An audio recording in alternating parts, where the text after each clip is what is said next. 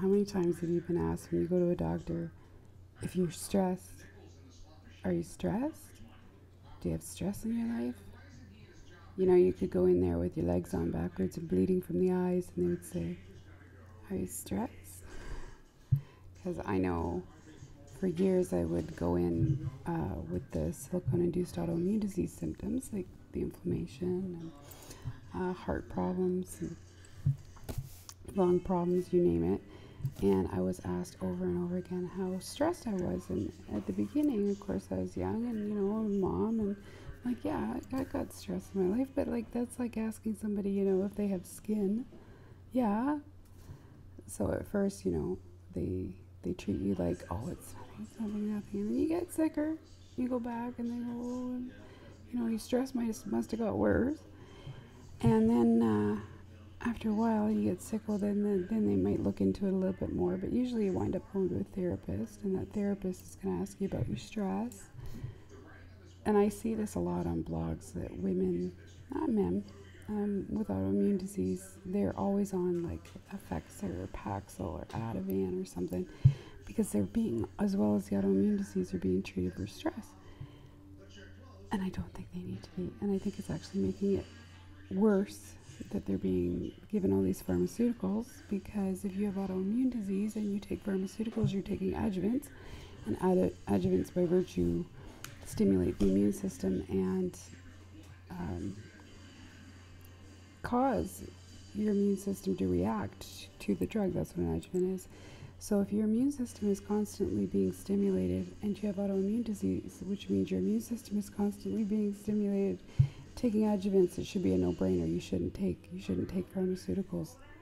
You're going to feel worse. So there is certain drugs that you can take that don't have adjuvants in them, and I suggest that everybody get themselves one of these prescription drug guides so that you can look up all the ingredients in all the medications and see what you're taking before you put it in your body.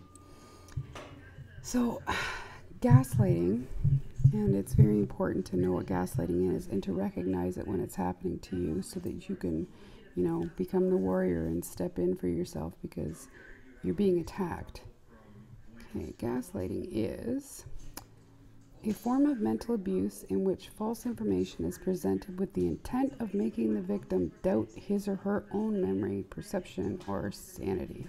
So have you ever gone to the doctor and you're sick, and you've been to the doctor 5 times about the same bloody thing, and they keep asking you if you're stressed, and then when you tell them you're not stressed, they tell you you are. Like, they know you better than you know you, even though they only see you 20 minutes every few, maybe every 3-4 months.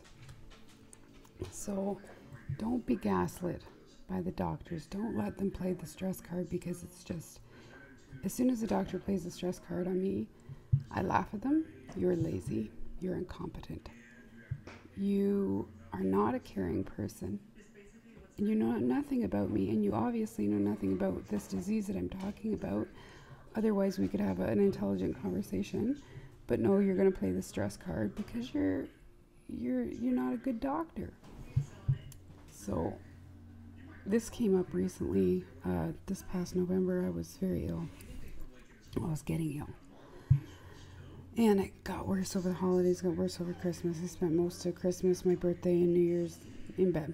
And beginning of January, I thought, okay, you know what? I'm going to go see a doctor, which I did not want to do because I despise most of them. I have no shame in saying I'm completely disgusted by the medical profession. Their lies almost cost me my life with my breast implants. My daughter had seizures. My oldest daughter's in a wheelchair. These things that they say are safe are not safe, and I hate them. So finally made an appointment, and I went to the hospital, and I saw Dr. Smith, and that's his real name. And he took my blood pressure, it was low, took my pulse, it was high, like over 100, like mild tachycardia. And he asked me if I was stressed. And of course, bing, bing, bing, flags go off in my head, and I start laughing at him. I go, okay, you're not going to do that. We're not even going to go there. We're going to talk about other things that could be the reason why I have all this pain on my right side. No, he insisted on talking about stress. So I was sitting at his desk. I went to stand up and leave because you're not gonna, as soon as you say stress to me, you've completely discredited yourself as a physician, and I'm out of there because you're dangerous to me now. You're dangerous. You discount what people are telling you because you're lazy. And I almost passed out because my blood pressure was so low. And he grabbed me by the arm and he's taking my pulse while he's holding me, and he says, you really got to see somebody about your stress. I said, the only thing that's fucking stressing me out is the lack of health care I'm getting in this place.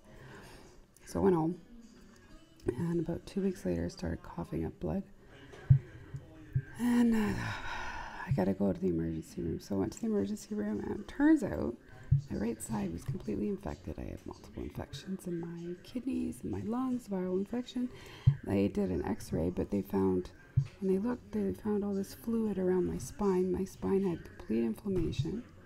It was arthritic fluid, which makes sense. I broke my back years ago, so that doesn't really bother me. But the thing is, if I had listened to Dr. Smith, which, I'm sure if I was 15 years younger, and I'm sure I did, thought, oh yeah, maybe I'm stressed. I'm really stressed out. That's why I'm so sick. Like, if I hadn't started coughing up blood, how long would I have stayed home thinking, actually, no, you know what? I never believed him at all.